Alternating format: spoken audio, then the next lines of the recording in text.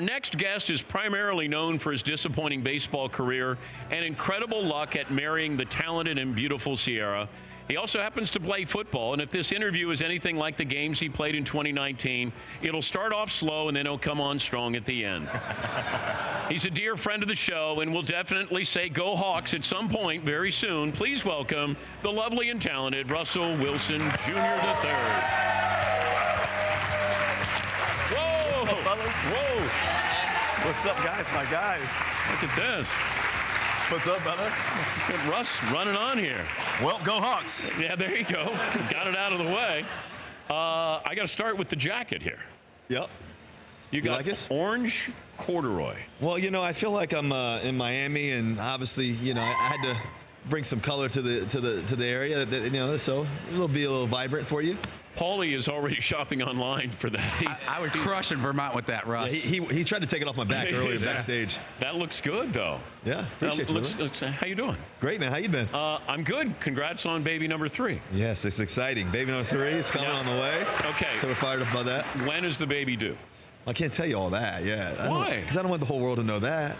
Well, you told the whole world you're having another baby. Yeah, but it's due within the next 9 months. So it's probably due in the next. Usually you like to wait a certain amount of time. So I'm going to guess 7 months from now. Who knows? Okay, you may be on. You may be on. We want to come up. Do you know what it is? Not yet. We're going to find out soon, though. What do you think it is? You got a 50-50 chance. I think it's a girl. You think it's a girl? Yeah. The funny thing is my brother's had all girls. And so he's had 3 girls so far. I had Sienna, so I'm not sure. I'm not sure about my odds right now. I got 3 girls too. Really? And a boy. The girls are awesome. Awesome. Every day I get to see Sienna, it's like. Well, they're with you the rest of your life. Like my son might come back into my life at some point. He's off traveling the world. My girls are always going to be there. They'll take care of me when I'm old. Well, the funny thing about it's like Sienna and I is like, as soon as your baby's born, it's like you're automatically protective. You're automatically like, no boys, nothing here. So I'm already playing that in my head now. All right, we were going to come up with names here. Do you for your baby? How about McLovin? Ooh, McLovin, yes. Wilson. McLovin, do you have a name for Russ's baby? Yeah, it was McLovin. Oh, it was? Yeah, I'm serious. Okay. Fritzy, what do you have? I'm rooting for a daughter so they can call the baby 3R. Third child, right? Yeah, third child.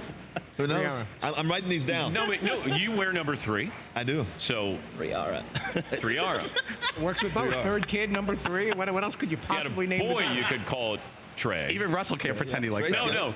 No. Russ was like, am I on camera? Yes, you are. I got to react in an appropriate way. Seton? I'm going with a nod to your alma mater there. I'm going Madison.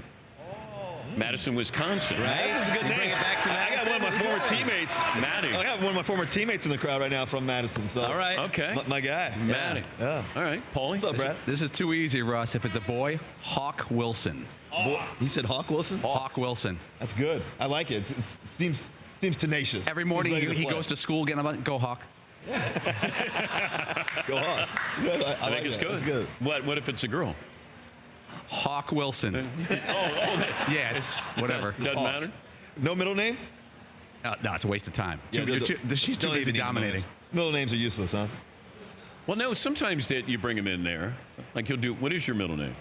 My middle name's Carrington. Russell Carrington Wilson. It should be Russell Wilson Carrington. That laugh was way too hard. No, I'm sorry. In the quarterback room, you would be fined for that. Oh, I would be. Oh, yeah, for sure. Wait, I'm not allowed to laugh at you? You're allowed to laugh for sure, but that fake excessive laugh? Oh, okay. was too much. All right, try it again. What's your middle name? Russell Carrington Wilson. Oh, I love that. That's a fine too. No enthusiasm. Who is the kangaroo court there with the Seahawks? Well, technically, it's kind of everybody's partially a judge, but I'm the real Supreme Court judge. You are? Yeah. So give me an example of a violation.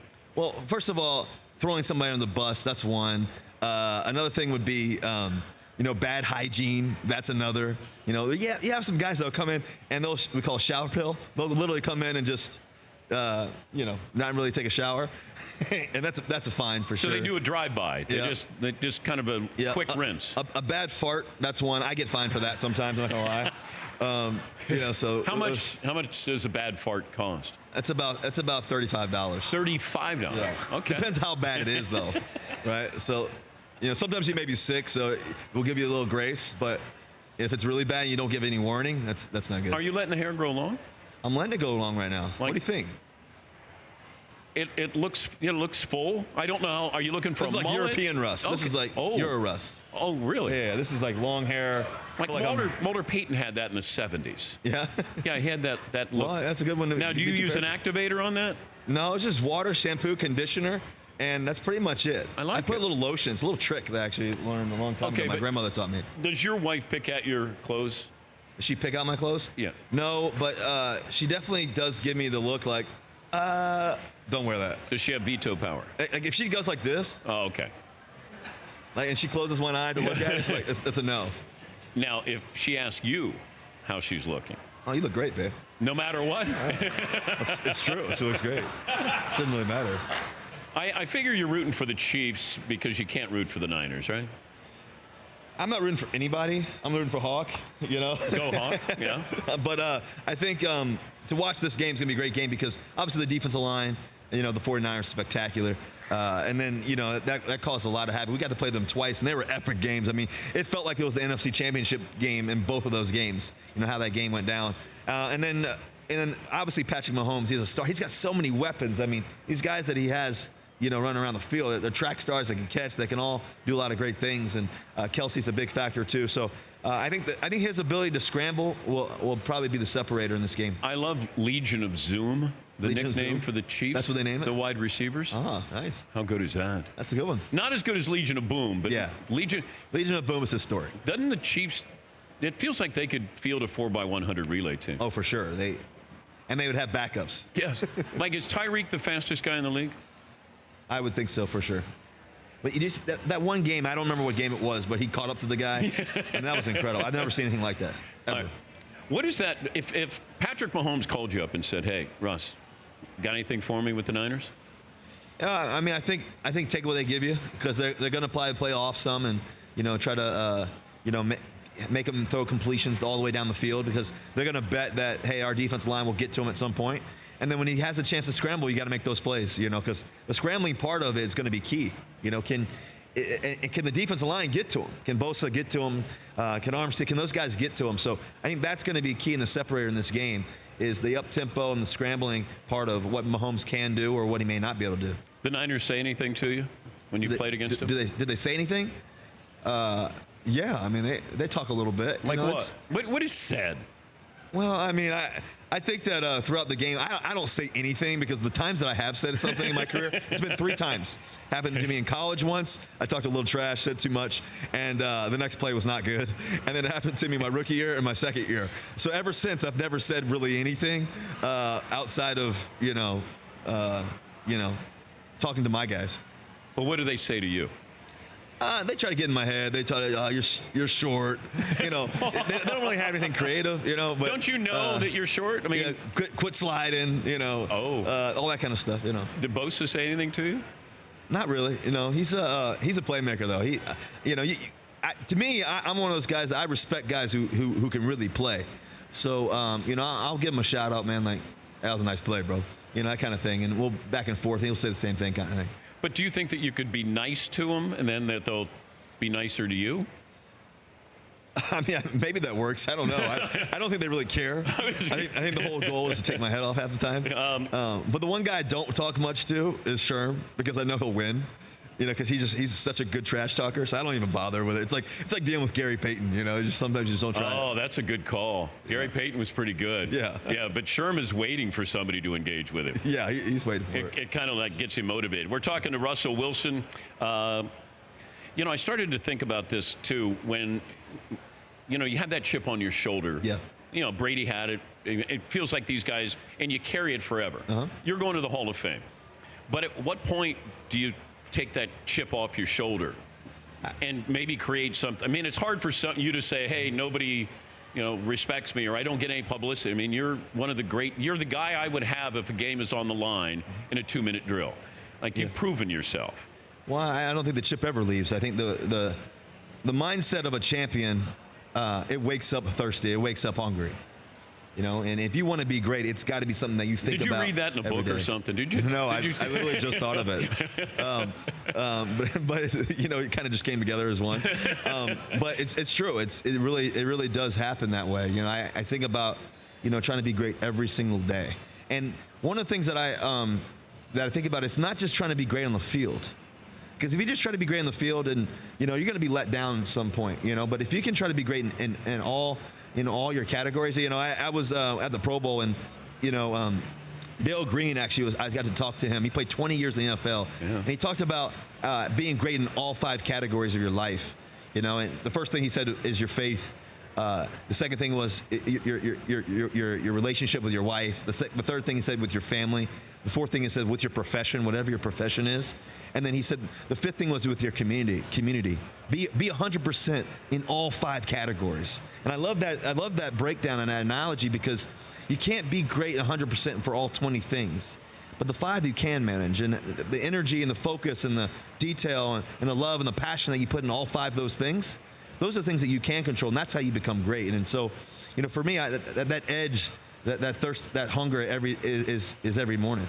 I saw you tweeted out a picture, a celebrity softball game with Kobe. Yeah. When was that? And is that first time was you met after the him? Super Bowl. We won, and we had Sherm actually had an awesome softball game out. It was currently it was Safeco Field back then. Now T-Mobile Park, and in Seattle, and we had a bunch of people there, and they had a bunch of celebrities and everything else. And my favorite celebrity that I got to meet was Kobe, and be around him a little bit, because one, he was so gracious, he was so amazing with people, and there's really 2 people that I've always noticed that with, Kobe Bryant and Magic Johnson. I remember I met Magic Johnson my rookie year, and he was amazing with these young kids that all came up to him, and he just was so patient. And then Kobe was the same way. He was a teacher. He taught things, obviously the game of basketball, but he taught how to love. He taught how, with his kids and stuff. He always brought them around. He would teach other kids, and other us players, as a young buck in the NFL, how to do things. And so it was always cool to be around him in that sense. And so anyways, that picture though was 2 moments. I had the picture with my arms out, he had his arms out, and that was after he had an awesome, I think he hit a home run on that play. It was a cool play. And then there was another picture where I'm kind of sneaking up behind him, and I actually did a trick play on him. He was on third base, and he would kind of sneak off the bag, and I did the hidden ball trick. Yeah. And he's, hey, Kobe. You're out. But it's sad, obviously, to think about him going, and Gigi and all the families, because he's meant so much to so many people in the sport of basketball. And I used to fly helicopters. I stopped the moment that I heard that. It's So you would use helicopters to get back and I would forth? fly them, yeah. And I would go from LA, Seattle, all that stuff, and fly them, and but no more for me. You're working for NFL Flag. Yeah, it's exciting, huge partnership. How many businesses are you in, Russ? Well, I got a few. West East You're is like probably. Mark Wahlberg. You're like in a lot of things. Well, for me, whenever I was in high school and college, I was always busy. I took 18 credits, played 2 sports. Me being busy, it keeps me focused. But yeah, so West East is my biggest company. It's kind of my holding company. It's my incubator for everything, all my thoughts, all my ideas, all the things we do. My production company, my management company. So we do everything out of there. So it's pretty exciting what we've been able to do with West East. But the cool part with NFL Flag is really exciting because we're going global. I get to be co-owner and chairman of NFL Flag in partnership with the NFL and reigning champs. That's a really exciting thing. There's over 500,000 kids currently that are playing flag football. And in America, and through NFL Flag, and it's really exciting what they're doing. And me and Sierra, we've been going on this kind of global trip, for the past couple years. We've gone to China, we've gone to Brazil, we've gone to UK, and been very intentional about where we're going and how we're doing, and gone to Canada. And football is really growing there. And the cool part is that boys and girls are playing. We went to Brazil. I'll give you an example. We went to Brazil last spring, last summer. And when we were there, first of all, Carnival was amazing. But also I got to meet and spend a lot of time with about 120 kids that were playing flag football, and boys and girls, all different ages and everything else. And one of the cool things that I figured out and talked to them about is they saw the game and said, when we see the game in American football, they said, it seems like we can't do it. It seems very expensive, first of all. It seems like it doesn't make sense for us to do it because they're so used to playing soccer and basketball. There's a ball and a goal, and there's a soccer ball and 2 goals. And the reality about flag football is it gives kids a potential to learn the game, to experience the game, and play it anywhere and everywhere. And it's affordable and it's safe, and it's exciting to be partnered up with obviously NFL Flag, and to be able to be co-owner and chairman of that with the team. It's great to see you, and congrats on the baby news there. Thank you. Yeah. You know what I'm thinking? How about for a girl, Carol? Carol. My grandmother's name's Carolyn. So Pete Carroll. I didn't even think about that. I don't know. You don't want to do... Maybe, yeah, that's like too close. I love Pete. How about a boy? But that's too close. How about Beast Mode for a boy? Beast Mode. Maybe it's his middle name. Beast Mode. Carol. Maybe Beast Mode Wilson. It's great to see you, Russ. Thank you, man. Thank you, guys. Always great. Thank you. Thank you, bud. Paulie, you guys. Russell Wilson Jr. III. For more Dan Patrick Show, tune into Audience Channel 239 on DirecTV. Stream for free on BR Live or download the Dan Patrick Show app.